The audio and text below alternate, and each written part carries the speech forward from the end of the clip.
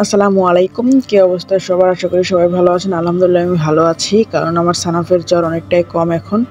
তো অনেকেই বলে যে আমার বাসা আসলে বগুড়াতে যমুনা নদীর কাছেই। তো সেটা আজকে আপনাদেরকে ঘুরে দেখাবো। কারণ আমি যখন গোপালপুর থাকি সবাই বলে গোপালপুরে যে যমুনা নদী আমি নলিনের কাছে সেখানে যাওয়ার জন্য, কিন্তু আমার অতটা ইন্টারেস্ট লাগে না। কারণ আমার বাড়ি থেকে যমুনা নদী অনেক কাছে, মানে পায়ে হেঁটে যাওয়ার রাস্তা। তো এটা হচ্ছে আমাদের বাঁধ। এখন সবাই এখানে ধান শুকায়, খড় বিছিয়ে দেয়, যার কারণে এটার অবস্থা নাজেহাল। তো এখানে আসলে মনটা অনেক ফ্রেশ হয়ে যায়। আশেপাশে এত প্রকৃতি, এত সুন্দর, সবুজ আর সবুজ, দেখলে যে কারো মন ভালো হয়ে যাবে। কিন্তু ওই যে একটা কথা আছে না, যে বাড়ির গরু গাছের ঘাস খায় না, তো বিষয়টা হয়ে গিয়েছে এরকম, যে আমাদের এটা দেখতে দেখতে আর ভালো লাগে না, যেতে ইচ্ছা করে না। কিন্তু দূর দূরান্ত থেকে অনেক মানুষ আসে, স্পেশালি যে কোনো ওকেশনে। আমরা যেরকম যে কোনো জায়গায় ঘুরতে যাই, ওরকম সবাই কিন্তু এখানেও আসে।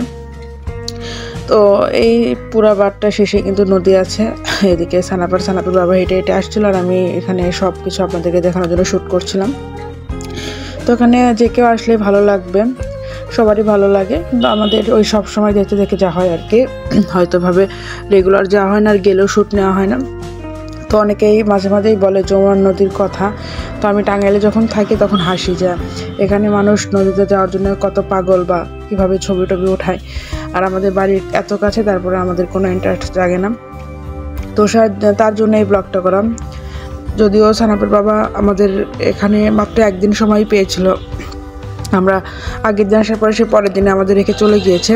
কারণ স্কুল যেহেতু আছে, চাকরি জীবন যেহেতু, যেতে তো হবেই। এই তো আমরা চলে এসেছি এখানে।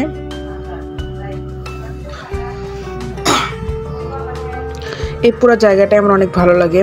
এখানে নতুন হয়েছে দুই পাশে দুইটা বট গাছ, বসার জন্য জায়গা। এখানে যে কারো মন খারাপ থাকলে যদি আসে, মন কিন্তু ভালো হয়ে যাবে।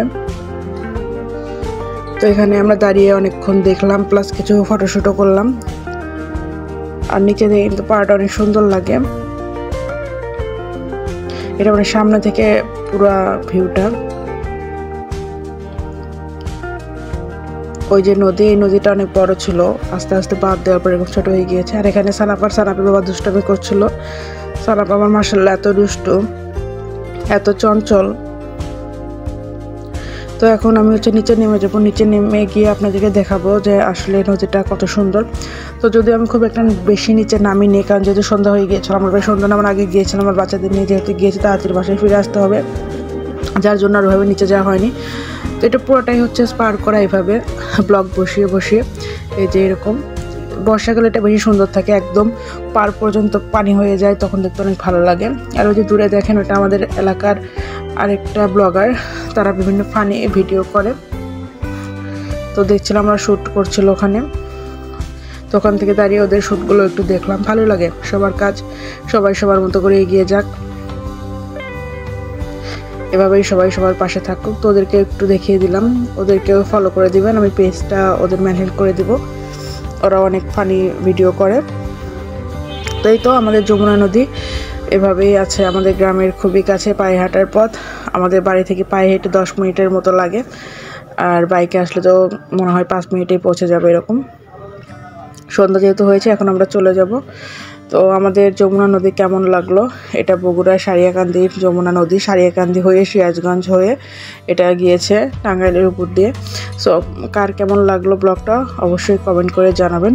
আর ভিডিওটি দেখে যদি ভালো লাগে তাহলে লাইক কমেন্ট শেয়ার তো করবেনই। আর এই যে সাফাত দুষ্টামি করছিল, আমার ভাগিনা, সাফাতকে তো সবাই চিনেনি। তো আজকে এই পর্যন্ত শেষ করছি। সবাই ধন্যবাদ।